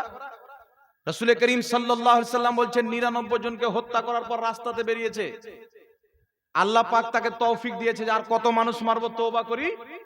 রাস্তাতে চলতে চলতে একজন মানে মাওলানা সাহেবের সঙ্গে সাক্ষাৎ, কমজোরি ইলমওয়ালা। জি, এই জন্য সবাইকে মশলা জিজ্ঞাসা করতে হয় না, যারা দক্ষতা রাখে তাদেরকে জিজ্ঞাসা করে। আর যারা হয়তো জানে না জিজ্ঞাসা করেন। আমাকে কেউ যদি জিজ্ঞাসা করে, আমি কোনো মশলা যদি না জানি, আমি বলি ভাই একটু পর বলছি, আমি আগে জানি তারপরে ওকে বলি। রাস্তাতে বেরিয়েছেন, 99 জনকে হত্যা করেছে, তওবা করবে। রাস্তাতে মৌলভীর সঙ্গে সাক্ষাৎ, হুজুর 99 জনকে হত্যা করেছে। হাদিস বুখারীর বাবা, গল্প শোনাই না আপনাকে। বলছে আল্লাহ কি আমাকে ক্ষমা করবে তওবা যদি করি? তো 99 জনকে মেরেছি। ওই লোকটা বলছে যে একটা দুটা হয়তো আল্লাহ ক্ষমা করতো, 99টা আল্লাহ, তোমাকে কোনদিন আল্লাহ ক্ষমা করবে না। এই লোকটা 99 জনকে হত্যা করেছে, মানে বুঝতেই পারছেন রাগ কিরকম হবে। তালওয়ার বের করে বলছে যে শালা তোকেও ছাড়বো না। 99কে মেরেছি যখন, তওবা জাহান্নামে যেতেই হবে, তো তোকেও ছাড়বো না। এর রাগ দেখেন, তালওয়ার বের করে ওকেও হত্যা করে দিলেন। নবী পাক সাল্লাল্লাহু আলাইহি সাল্লাম বলেন, বুখারী শরীফের টানাটান সহিহ হাদিস। আবার চলতে চলতে একজন ভালো আলিমের সঙ্গে সাক্ষাৎ, হুজুর 100 জনকে হত্যা করেছি, তার মধ্যে একজন আপনার মতন আলিম। তাহলে আমাদের মতন মৌলভী থালির বাপরে, আলিমকে ছাড়ি না, মশলা পরে বলবো আগে ভাগ, নাকি বলে মশলা পরে বলবো আগে ভাগ। ওই আলিম বলছে কি বলো? ওই 100 জনকে হত্যা করেছি, এখন আমি তওবা করতে চাই, আল্লাহ কি ক্ষমা করবে? আলিম বলছে তোমার হত্যা করার শেষ আছে, আমার আল্লাহর দয়ের শেষ নাই। অমুক গ্রামে চলে যাও, আল্লাহর কিছু ওলি বান্দা আছে, আল্লাহর আবিদ, নেক, মুত্তাকি, পরহেজগার বান্দা আছে, তাদের হাতে গিয়ে মুরিদ হয়ে তওবা করে নাও, আল্লাহ তোমাকে মাফ করে দেবে। রাস্তাতে বের হলো, চলতে চলতে মাঝামাঝি রাস্তাতে গিয়েছে, মালকুল মউত এসে আত্মা কবজ করে নিয়েছেন। মাঝামাঝি রাস্তায় পৌঁছায়নি, মরে গেছেন। ধরটা পড়েছে যেখান থেকে গিয়েছিল সেই দিকে। রাসূল পাক বলছেন জান্নাতের ফেরেশতা এসে রহমতের, জাহান্নামেরও ফেরেশতা এসে আযাবের। জাহান্নামের ফেরেশতা বলছে 100 জনের হত্যাকারী জাহান্নামে নিয়ে যাব। জান্নাতের ফেরেশতা বলছে তওবা করতে আল্লাহর নেক বান্দাদের নিকটে যাচ্ছিল, জান্নাতে নিয়ে যাব। জাহান্নামের ফেরেশতা বলছে যে তওবা করতে যাচ্ছিল, তওবা তো করেনি, জাহান্নামে যাবে। জান্নাতের ফেরেশতা বলছে না করলে কি হলো, আল্লাহ ওয়ালাদের দরবারে যাচ্ছিল, নিয়ত তো করেছিল জান্নাতে নিয়ে যাব। ফেরেশতাদের মধ্যে লড়াই চলছে, তর্ক বিতর্ক চলছে। আল্লাহ পাকের পক্ষ থেকে আওয়াজ দেওয়া হচ্ছে, ফেরেশতা লড়াই করিও না, তর্ক বিতর্ক করিও না, ফাসলা নাপো, জমিন নাপো, যেখান থেকে এসেছে ওই জায়গায় যদি কাছে হয় জাহান্নামে নিয়ে যাও, আমার ওলিদের দরবার যদি কাছে হয় জান্নাতে নিয়ে যাও। এই জন্য সুন্নিরা ওলিদের দরবারে যায়। নাপতে আরম্ভ করলো। আল্লাহ তাবারাক ওয়া তাআলা যেখান থেকে এসেছে ওই দিকের জমিনকে বলছে জমিন তুমি দূরে হয়ে যাও, লম্বা হয়ে গেল। আল্লাহ ওয়ালাদের দিকের জমিনকে আল্লাহ বলছে তুমি কাছে যাও, কাছে গেল। নাপলো তো আল্লাহ ওয়ালাদের দরবার কাছে, আল্লাহ বলছে জাহান্নামে যাবে না, জান্নাতে নিয়ে যাও। 100 জনের হত্যাকারী জান্নাতে গেল, বলেন সুবহানাল্লাহ। তো পৃথিবীর ইতিহাস অসংখ্য হাদিস দ্বারা প্রমাণিত, পাপিষ্ঠ ব্যক্তিকে আল্লাহ ক্ষমা করেছেন, জানিকে ক্ষমা করেছেন, হত্যাকারীকে ক্ষমা করেছেন, জুয়ারিকে ক্ষমা করেছেন তাদের তওবা করার পর। এইরকম হাজারো ইতিহাস সাক্ষী হাদিস ও কোরআনের মধ্যে লিপিবদ্ধ রয়েছে। কিন্তু পৃথিবীর ইসলামের মধ্যে কোনো ব্যক্তি না কোনো একটা জৈব জাল, একটা কোনো কাহিনীও শোনাতে পারে না যেই ব্যক্তি নবীর তৌহিন করেছে আর আল্লাহ তাকে ক্ষমা করে দিয়েছে। এইরকম পৃথিবীতে কোনো ইতিহাস নেই। নবীর অপমান আল্লাহ কোনোই মতে ক্ষমা করেন না, কোনো মতে মাপ নাই। নবীর অপমান করে কেউ যদি বিনা তওবা করাতে, বিনা ঈমান আনাতে, বিনা মুসলমান হওয়াতে মরে যায়, চিরস্থায়ী জাহান্নামী বাবা। আর আপনি জুয়া খেলে দারু পান করেছেন, কিন্তু হারাম মনে করেছেন দারু পান করা, তবুও পান করেছেন, গুনাহ করেছেন, মরে গেছেন। আল্লাহর যদি দয়া হয়, যা তোকে তো আমি সৃষ্টি করেছি, মানা তো করেছিলাম, হারাম তো করেছি তোর জন্য, না বুঝে তুই খেয়ে নিয়েছিস। আল্লাহ যদি বলে যা তো ক্ষমা করে দিলাম, আল্লাহ মাফ করতে পারে, সম্ভব আছে। কিন্তু আপনি নবীর গুস্তাখি করে, বেয়াদবি করে আর বলছেন আমি তো বেয়াদবি করি না। তো বেয়াদব মৌলবীকে যদি ভালোবেসে মরে যান, তবুও চিরস্থায়ী জাহান্নামে যাবে। তার কারণে আমার নবী বলেছেন আলিমের মধ্যে, মানুষের মধ্যে সর্বশ্রেষ্ঠ মানুষ হচ্ছে আলিমের মধ্যে যারা ভালো আলিম। মানুষের মধ্যে নিকৃষ্ট মানুষ ওই ব্যক্তি যারা আলিমের মধ্যে মন্দ আলিম, যারা মানুষের ঈমানকে ধ্বংস করে। আর যারা মানুষের ঈমানকে বাঁচায় তারা হচ্ছে হক্কানি আলিম, বলেন সুবহানাল্লাহ। তাই বিরাদের ইসলাম, কোন ভি মৌলবী দেখছেন এমন কথা বললো আমার নবীর সম্মানে আঘাত হচ্ছে, দলিল তো কোরআন থেকে দিবে, আয়াত পড়বে, কিন্তু আল্লাহর আয়াতের উদ্দেশ্য আলাদা, সে উদ্দেশ্য নিজের বয়ান করবে, আল্লাহর উদ্দেশ্য বয়ান করবে না। কোরআনের তরজমা তো সবাই লিখেছেন, আপনি পড়বেন মাঝে হুজুর কোরআনে তো লেখা আছে। অনুবাদটা তো আল্লাহ করেনি, অনুবাদটা তো মোল্লা করেছে। তো অনুবাদ যদি আল্লাহর সম্মানে আঘাত দেয়, তাহলে কি আমরা মানতে পারবো যে কোরআনে আল্লাহর সম্মান ঘটিত করা আছে? কেউ মানতে পারবে যে নবী পাক পথভ্রষ্ট ছিলেন, যেটা অনুবাদের মধ্যে ওয়াহাবি মোল্লা লিখে রেখেছে? আল্লাহ ধোঁকা দিতে পারে লিখে রেখেছেন, চাল চালতে পারে, এই সমস্ত জিনিস কেউ বিশ্বাস করতে পারবে না। কিন্তু ইমামে আহলে সুন্নাত তরজমা করেছেন, ওয়াহাবি বলেছেন আল্লাহ চাল চালতে পারে, মানে ধোঁকা দিতে পারে। আর ইমামে আহলে সুন্নাত লিখেছেন আল্লাহ ধোঁকা দেয় না, খুফিয়া তাদবীর করে, জোরে বলেন সুবহানাল্লাহ। তাই বিরাদর ইসলাম, ঈমান আকীদা খুব মজবুত জিনিস, এটা আমাদেরকে বাঁচিয়ে রাখতে হবে। অনেক মৌলবী আসবে সুন্দর করে আপনাকে বুঝাবে। একজন মৌলবী আছেন এইভাবে ঘুটনা মানে ঘুমটা দিয়ে বসবে, মিলিয়ন মিলিয়ন তার ফলোয়ার, এইভাবে মাথায় ঘুমটা দিয়ে থাকবে, তাকে প্রশ্ন করা হলে এইভাবে জবাব দিবে। দেখেন ওই যে হুজুর মাজার যাওয়া কি? মাজার যাওয়া, আল্লাহ ওয়ালা ওখানে শুয়ে আছেন, উনি তো কোনোদিন বলেননি যে আমার মাজার বানাও, উনি তো কোনোদিন বলেননি যে আমার মাজারে এসে তোমরা পড়ে থাকো। তো উনি তো আল্লাহ ওয়ালা, ভালো ব্যক্তি, আল্লাহ ওনার উপর রহম করুক, কিন্তু ওখানে যাওয়া শিরিক। একটা মানুষের মগজ এমনি ধুলাই হয়ে যায়, এত সুন্দর করে বলছে, মানে মিষ্টি ঈমান চোর। একজন ব্যক্তিকে যদি আপনি শরবতের সাথে বিষ মিশিয়ে দিয়ে দেন বাবা, লিবে তখন কি মনে করবে কত মজা, কিন্তু পান যখন করে লিবেন তারপরে মরে যাবে। বিষ মিশিয়ে যদি দেন শরবতে, কিন্তু যতক্ষণ পর্যন্ত পান করেনি ও তো মনে করে মজার জিনিস পেয়েছি, শরবত ভালো জিনিস, নেবু দেওয়া, মিষ্টি চিনি দেওয়া। তো ওই রকম মানুষ শুনবে তো বাপরে কত সুন্দর বলছে, খুব ভালো আলিম, বড় আলিম, কিন্তু আপনার ঈমান যে বেরিয়ে গেছেন আপনি জানেন না। মরবেন তখন আল্লাহ তো আপনার দিমাগ খুলে দেবে যে ঈমানটা তোর নাই। তখন চিন্তা করে লাভ নাই, চিন্তা এখন করতে হবে, কিছু থাক না থাক ঈমানটা রাখতে হবে, আকীদা সঠিক রাখতে হবে। আর আকীদা ঈমান একটি কথাতে যদি বয়ান করা হয়, যে নবী কা নেহি ও হামারা নেহি। আল্লাহ সকলকে বুঝার তৌফিক দান করুক। যাই হোক, অনেক আলোচনা করা হলো। আর এখানে কিছু লেখা ছিল নাকি, এ বাবজি জিজ্ঞাসা করলেন যে গরিবদের বিচার হয়, ধনীদের বিচার হয় না, নাকি বললেন? ধনীদের বিচার হয়, গরিবদের বিচার হয় না। যদি গ্রামের মডল মন্ডল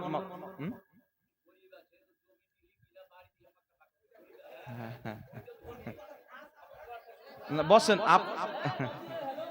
যাক, হ্যাঁ প্রশ্ন করেছেন, যাক উনি না গরিব আছে তো আর কেউ আছে? হ্যাঁ শোনেন শোনেন, গরিব আশা করি আপনাদের গ্রামে কেউ গরিব নাই, থাকলে যেন গরিব না থাকে আল্লাহ আমির করে দেয়, বলেন আল্লাহুম্মা আমিন। জি, তো বিচার কেউ যদি দুই নজরে বিচার করে, দেখেন রাসূল পাক সাল্লাল্লাহু আলাইহি সাল্লাম বলেছেন যে ভুল সাক্ষী দেওয়া, কিছু লোক আছে না, বিচারক আছে, যে টাকা দিয়ে দিলে বিচার চেঞ্জ করে দেয়, চোরকে আল্লাহর ওলি বানিয়ে দেয়, ওলিকে চোর বানিয়ে দেয়। এরকম কিছু বিচারক আছে না। তো ভুল সাক্ষী দেওয়া শিরকের মতন গুনাহ, নবী পাক বলেছেন, হাদিসের মধ্যে আছে। শিরক সবচাইতে বড় গুনাহ। আল্লাহ ছাড়া কাউরির ইবাদত করা, আল্লাহ ছাড়া কাউরির পূজা করা, আল্লাহ কাউকে কোনো বান্দাকে আল্লাহর সমতুল্য মনে করে দেওয়া, আল্লাহর কোনো মাখলুককে, এগুলো শিরকের মধ্যে পড়ে। ওইরকম মানে ভুল বিচার করে ভুল সাক্ষী দেওয়া, এটা শিরকের মধ্যে বহুত বড় পাপের কাজ, মহাপাপ। এর কারণে ওকে জাহান্নামেও যেতে পারে, মুস্তাহিকে জাহান্নামও হতে পারে। তার কারণে বিচারক যারা হয় তারা চেহারা দেখে নয়, বংশ দেখে নয়, টাকা দেখে নয়, ওরা বিচার করবে আসল সমাজকে দেখে বিচার করবে, তারা হলো বিচারক। আর একজনের বিচার হয়ে গেল, ধনী লোক ওর বেটা অপরাধ করেছে, বাঁচিয়ে নিল টাকা পয়সা দিয়ে। একটা গরিব লোক অপরাধ করেছে, বাঁচাল না, অপমান অপদস্থ আরো কিছু করে দিল, তাহলে এ বিচারের লোক নয়, এক আল্লাহ ছাড়বে না, নিজের জন্য জাহান্নামে গর্ত খুঁজছে। কথা বুঝেছে কিনা? বিচারক যে হবে, আমরা শুনেছি আমাদের পূর্বপুরুষের ব্যাপারে, আগে জামানাতে, বাবা আপনাদের বাড়ি আমাদের বাড়ি তো বেশি দূর নয়, নদীর এপারে এপার, আগের জামানাতে 22ই বসতো, মানে 22টা গ্রাম থেকে মরল মতাবর গিয়ে একটা বিচার বসতো। তো আগে অনেক খবর এরকম আমরা শুনেছি যে একজন বিচারকের বেটা চুরি করেছে, তো নিজের বেটার চুরি করার জরিমানা লাগিয়েছে, যেমন অন্য কাউকে লাগায় শাস্তি, মানে চুল কালি করা, কি করা, চাপ্পলে গুলো মারা দেওয়া, থুপ চাটা, এগুলো নিজের বেটাকে মানুষের সামনে করালছে। ওর বেটা বলছে, আব্বা তুমি আমার বাপকে আমাকে এত অপমান অপদস্থ করলে। বাপ বলছে, বেটা আমি বিচারক, তখন তোমার বাবা হিসাবে বিচার করিনি, আমি বিচারক হিসাবে বিচার করেছি। আর আজকে যদি আমি তোমাকে ছেড়ে দিতাম বেটা বলে, তাহলে দুনিয়া থাকতে যতদিন আমাকে স্মরণ করা হতো, দোগলা বলে স্মরণ করা হতো, যে বেটার বেলা বিচার আলাদা, অন্যের বেলা আলাদা। তাই আমি সবারই জন্য সমান বিচার করেছি, আমি যদি মরে যাই মানুষ আমাকে ভালোভাবে স্মরণ করবে। আর যেই ব্যক্তি টাকা নিয়ে বিচারকে চেঞ্জ করে দেয়, তো বিচারক লয়, ঘুষখোর। জি, সিগারেটের প্যাকেটে ভরে মন্ডলদেরকে, বিচারকদেরকে এখন টাকা দেওয়া হয়। আমার নিজ চোখে দেখা, একটা লোকের বেটা এক জায়গাতে অপরাধ করেছে, সিগারেটের প্যাকেটে ভরে, মানে 500 টাকা, তখন 2000 টাকার নোট নতুন নতুন বেরিয়েছে, 2000 টাকার নোট হয়তো 5-10টা ভরে দিয়েছে, 10,000 বা 20,000 এরকম হবে। প্রথম বক্তব্য দিচ্ছে আলাদা, আর সিগারেটের প্যাকেট চলে গেল, খুলে দেখে ভরে দিল, তারপরে বক্তব্য রং চেঞ্জ হয়ে গেল, মানে মালদা যেতে যেতে হঠাৎ করে ফারাক্কা চলে গেল। তো এইরকম বিচারক আল্লাহ পাককে হিসাব দিতে হবে। দেখেন দুনিয়াতে কেউ বেশি দিন থাকতে আসেনি, আমাদের সবাইকে মরতে হবে, আল্লাহকে জবাব দিতে হবে।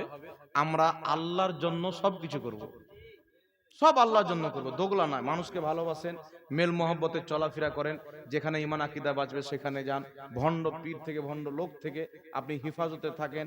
আর যেই পীর বলবে নামাজের ব্যাপারে যদি দুর্বলতা দেখায়, ও পীর নয়, ও পীর নয়। নামাজের ব্যাপারে যদি দুর্বলতা দেখায়, যদি বলে যে বাবু নামাজ এক একদিন নাও পড়লেও চলবে, খাল্লাস, ঈমানই থাকবে না, তো পীর কি করে হতে পারে? তাই পীর ওই ব্যক্তি, আমরা মুরিদ হয়েছি বাবা, আমি বেরেলি শরীফ হয়েছি, তাজুল শরীফের মুরিদ, কিন্তু সব পীরকে আমি শ্রদ্ধা করি, সব পীরকে আমি মানি।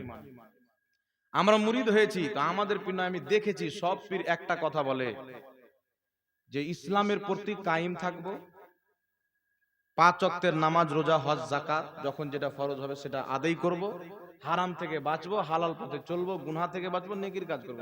এটাই হচ্ছে মুরিদ হওয়া। কথা বুঝে এসছি কি আসেনি বাবা? এটাই মুরিদ হওয়া। যে পীর হবে ও মুরিদকে নামাজি বানাবে, যে পীর হবে মুরিদকে শরীয়ত শিখাবে, যে পীর হবে আল্লাহর মারেফত শিখাবে, যে পীর হবে তাকে সঠিক পথ দেখাবে। আর পীর যদি ভুল পথ দেখায়, তো পীর লয়, ভাদর মাসের চালের ক্ষীর। জি, আল্লাহ বুঝার তৌফিক দান করুক, আল্লাহ আমাদের ঈমান ও আমলের হেফাজত করুক। যারা আসলে পীর আমরা তাদেরকে শ্রদ্ধা করি, তাদেরকে ভক্তি করি। আর কি এটা কিছু আছে নাকি? প্রশ্ন, মিলাদুন নবী পালন করা কি এবং কিভাবে পালন করব? আচ্ছা, মিলাদুন নবী পালন করা কি? প্রশ্নটা তো ভুল। কারণ মিলাদুন নবী পালন করা যদি ভুল থাকতো, তো আমাদের মৌলবীরা ফতোয়া দিত না। ঢোল বাজানো, তাসা, ঢোল বাজা তাসা করা, এগুলো হারাম, আমাদের মৌলবী আগে থেকে বলে কি বলেন না? তো মিলাদুন নবী পালন করা যদি ভুল থাকতো, তাহলে বলতেন কি বলতেন না? আমার সাথে একটা মৌলবীর বাহাস হয়েছিল রমজান মাসে। আমি একটা পোস্ট করেছিলাম, চ্যালেঞ্জ দিয়েছিলাম যে মিলাদুন নবীকে কেউ যদি বিদাত বা হারাম প্রমাণ করতে পারে, তাকে 5 লক্ষ টাকা পুরস্কার দেবো। এ খুব লাফাচ্ছে, মানে ওর মৌলবীর কাছ থেকে শুনেছে, বেটা হুজুরের কাছ থেকে শুনেছে মিলাদুন নবীকে কিয়ামত পর্যন্ত কেউ জায়েজ প্রমাণ করতে পারবে না, এই 5 লাখ টাকা পাবো। ফোন করেছে আমাকে বলছে মিলাদুন নবী পালন করা বিদআত। তো আমি বললাম বিদাতি জান্নাতি না জাহান্নামী? জাহান্নামী। তো জাহান্নামীকে রহমাতুল্লাহ মানে জাহান্নামীকে রহমাতুল্লাহ আলাইহি বলা কি? বলছে ও জাহান্নামী যাবে। তা আমি বললাম ইমাম জালালউদ্দিন সিয়ুতি রাহমাতুল্লাহ, যাকে দেওবন্দিও রহমাতুল্লাহ আলাইহি বলে, ওয়াহাবিও রহমাতুল্লাহ আলাইহি বলে, আমরা রহমাতুল্লাহ আলাইহি বলি। ইমাম জালালউদ্দিন সিয়ুতি রাহমাতুল্লাহ আলাইহি নিজের কিতাব আল হাবিলিল ফাতাওয়া দ্বিতীয় খণ্ড 222 পৃষ্ঠার মধ্যে ফতোয়া দিয়েছেন মিলাদুন নবী পালন করা মুস্তাহাব, সওয়াবের কাজ। তাহলে তো তোমরা নিজেই জাহান্নামী হয়ে গেলে। জি। তারপর ইমাম জাওজি রাহমাতুল্লাহ আলাইহি বলেছেন মিলাদুন নবী পালন করা জায়েজ। বিশ্ববিখ্যাত ইমাম ইসমাইল হাক্কি তাফসিরে রুহুল বায়ানের মধ্যে লিখেছেন মিলাদুন নবী পালন করা জায়েজ। ইমাম মুল্লা আলী কারি রাহমাতুল্লাহ আলাইহি ফতোয়া দিয়েছেন মিলাদুন নবী পালন করা জায়েজ। ইমাম ইবনে হাজার আসকালানী রাহমাতুল্লাহ আলাইহি মিলাদুন নবীর উপরে কিতাব লিখেছেন মওলুদুল কবির, মওলুদে কবির কিতাবের নাম। ইমাম সিয়ুতি রাহমাতুল্লাহ আলাইহি হুসনুল মাকসাদ কিতাবের মধ্যে ইমাম ইবনে হাজার আসকালানীর ফতোয়া নকল করে বলছেন যে ইমাম ইবনে হাজার আসকালানী যে সকলের গ্রহণযোগ্য ইমাম, বহুত বড় মুহাদ্দিস, লাখ লাখ হাদিসের হাফিজ। তিনি শুধু হাদিসের হাফিজ ছিলেন না, কোনটা রাবি জয়ীফ, কোনটা রাবি সহিহ সব জানতেন। এত বড় ইমাম বলছেন যে আমি মিলাদুন নবীর দলিল আল্লাহর কোরআনও পেয়েছি, নবীর হাদিসও পেয়েছি। কিন্তু কিছু দাজ্জাল কানা মৌলবি আছে, এ খুঁজে পায় না।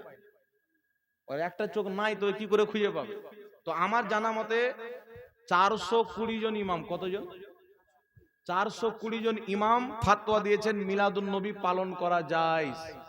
মক্কা মদিনাতে 1924 সালের পূর্বে 500 বছর, 600 বছর, 700 বছর, 800 বছর পর্যন্ত মিলাদুন নবী পালন হয়েছে, জুলুস বের হয়েছে, মাহফিল হয়েছে, মানুষদের জন্য সুন্দর পবিত্র হালাল খাদ্যের ব্যবস্থাও হয়েছে। বলুন সুবহানাল্লাহ। তো এটা মক্কা মদিনা থেকে এসেছে, এটা ভারতে চালু হয়নি। তাই মক্কা মদিনার ইমামদের ফতোয়া, মক্কারও ইমাম, মদিনারও ইমাম, ইমাম মুল্লা আলী কারি রাহমাতুল্লাহ আলাইহি, যেনাকে বলা হয় ইমামুল হারামাইন, মানে দুই হারামের ইমাম, তিনি ফতোয়া দিচ্ছেন মিলাদুন নবী পালন করা যায়। তো বিরাদর ইসলাম, মিলাদুন নবী পালন করা যায়, কিয়ামত পর্যন্ত কেউ একা হারাম প্রমাণ করতে পারবে না। কেউ যদি বলে না আমাদের সাথে যোগাযোগ করিয়ে দিয়েন, কোন পানির মাছ আছে ওকে 10 মিনিটই দেখিয়ে দেব। তো মিলাদুন নবী কেমন করে পালন করবেন?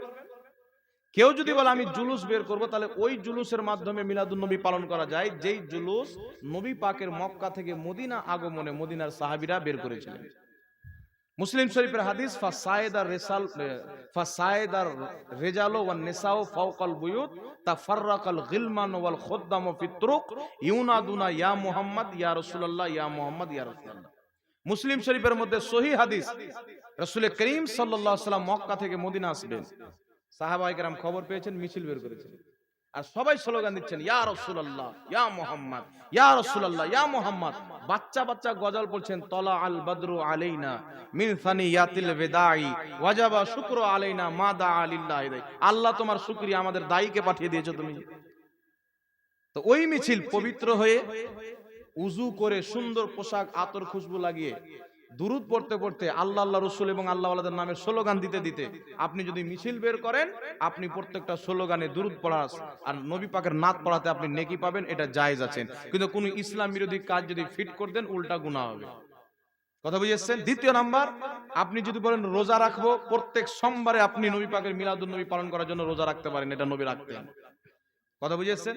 আর কেউ যদি মনে করে যে আমরা খাওয়া দাওয়ার ব্যবস্থা করব, ইমাম সিয়ুতি ফতোয়া দিয়েছেন যে মানুষজনকে খাওয়া দাওয়ার ব্যবস্থা করা, জমা করা, জিক্র আজকার করা, দোয়া খায়ের করা, এর মাধ্যমে আল্লাহর শুকরিয়া আদায় করা, যে আল্লাহ তুমি এই মাসের এই দিনে সবচাইতে বড় নিয়ামত মুহাম্মদ রাসূলুল্লাহকে দিয়েছেন বলে আমরা হেদায়েত পেয়েছি, ইসলাম পেয়েছি, কোরআন পেয়েছি, তোমাকে পেয়েছি, তাই তোমার শুকরিয়া আদায় করার জন্য আমরা জিক্র আজকারের ভালো কাজের মাহফিল করলাম, খাওয়া দাওয়ার ব্যবস্থা করলাম, তোমার শুকরিয়া আদায় করার জন্য। তাহলে আল্লাহর শুকরিয়া আদায় করার জন্য এগুলো কাজ করা মুস্তাহাব, যারা করবে তারা নেকি পাবে। তো ইমামরা 800 বছর পূর্বে, 500 বছর পূর্বে, 600 বছর পূর্বে, 400 বছর পূর্বে, 200 বছর পূর্বে ফতোয়া দিয়েছেন মিলাদুন নবী পালন করা যায়। কিয়ামত পর্যন্ত যদি হারামজাদা মৌলবি চিল্লাই, কোনোদিন নাজেজ হবে? জি, ফয়সালা আগেই হয়ে গেছে। তাই ইমামদের ফয়সালাকে মানতে হবে, সালাফদের তাদের ফতোয়া মানতে হবে, যারা তাদের ফতোয়া মানে আমরা মিলাদুন নবী পালন করি। আর মিলাদুন নবীর মাহফিল তো আমার নবী নিজে করেছেন। মাজমু জাওয়াইদের মধ্যে হাদিস, قالت عائشة الصديقة رضي الله تعالى عنها كان النبي صلى الله عليه وسلم يحب كان النبي صلى الله عليه وسلم تذكر رسول الله صلى الله عليه وسلم মিলাদুহুমা عندي। আয়েশা সিদ্দিকা রাদিয়াল্লাহু তাআলা আনহা বলেন, তা যাকারা রাসূলুল্লাহ সাল্লাল্লাহু আলাইহি সাল্লাম ওয়া আবু বকর রাদিয়াল্লাহু তাআলা আনহু মিলাদুহুমা ইনদি, আমার নিকটে আবু বকর সিদ্দিক এবং নবী পাক উপস্থিত ছিলেন, তারা দুইজনে মিলাদ পালন করলেন। তো মা আয়েশার ঘরে সর্বশ্রেষ্ঠ সাহাবী আবু বকর সিদ্দিক এবং আমার নবী উভয়ে মিলাদুন নবীর মাহফিল করেছেন। জোরে বলেন সুবহানাল্লাহ। তাই কিয়ামত পর্যন্ত এটাকে কেউ নাপাক মানে নাজায়েজ বা অপবিত্র কিছু বলতে পারবে না, এটা সুযোগ নাই। যারা বলে এরা নিজের পক্ষ থেকে হারাম বানায়। আল্লাহ বলেছেন তোমরা নিজের পক্ষ থেকে কোনো হালালকে হারাম বানায়ো না, কোনো হারামকে হালাল বানায়ো না। আল্লাহ নিষেধ করেছেন, যেই মৌলবি বানায় তাদের ঠিকানা জাহান্নাম হবে। আল্লাহ বুঝার তৌফিক দান করুক, সকল পড়ুন আল্লাহুম্মা আমিন। অনেকক্ষণ আলোচনা করা হলো, শোনা কম, আমল বেশি করতে হবে। শুনেন, গাড়িতে 1 লাখ 2 লাখ লাগায়, এগুলো করিয়েন না। কিছু লোক যেমন আছে না, মাজার জিয়ারত করতে যায় তা চাদরে চাদর চাপায়, দরকারটা কি? ইসলামে একটা চাদর চাপানো মাজারে জায়েজ, বৈধ, হাসান। কটা চাদর? একটা চাদর চাপানো কেন জানেন? যে এটা যে একটা আল্লাহ ওয়ালার কবর, তো সাধারণ কবর থেকে ওটা পার্থক্য করার জন্য একটা চাদর চড়াকে ফোকাহায়ে কিরাম, ইমাম ইবনে আবেদিন শামী আরো 500 জন ফোকাহা ফাতাওয়া হিন্দের মধ্যে ফতোয়া দিয়েছেন একটা চাদর চাপানো জায়েজ। কথা বুঝে এসছে বাবা? আপনি অতিরিক্ত চাপাবেন, এটা ইসলামে বৈধ নয়, নাজায়েজ পর্যন্ত হতে পারে, ফুজুল খরচা হয়ে গেলে তো নাজায়েজ হবে। কথা বুঝে এসছে কি আসেনি? তাই আপনি মিন্নত মেনেছেন আমি মাজারে চাদর দেবো, দেখছেন অলরেডি চাদর আছে, আপনি ওই টাকার মাদ্রাসায় দিয়ে দেন, কোনো গরিব গরবাকে দিয়ে দেন, কাপড় কিনে দিয়ে দেন, আর নিয়ত করলেন এটা ইসালে সওয়াব করছে উমুক আল্লাহর ওলির জন্য, আল্লাহর ওলি বেশি খুশি হবে। কথা বুঝে এসছে? এই জন্য 12 রবিউল আউয়াল আমরা জুলুস বের করছি, স্লোগান দিয়ে, দুরূদ শরীফ পড়ে, নাত পড়ে, খুব ভালো কথা। এটা করলে কি হয়? মানুষের অন্তরে নবীর ইশকে জাগ্রত হয়, মহব্বত হয়। যার জিকির করবেন তার তো মহব্বত বাড়বে, না কি বলেন? আপনার যদি আমি কোনো জায়গাতে গুণগান করি, আপনার মহব্বত আমার অন্তরে বাড়বে। তো জুলুস, মিছিল, সালাম, কিয়াম এগুলো এই জন্য যে মানুষের অন্তরে নবীর মহব্বত শক্ত হয়ে থাকে, এটার জন্য করা হয়। ওতে আপনি গাড়ি ছাপা মানে সাজাচ্ছেন, 1 লাখ টাকা খরচ করছেন,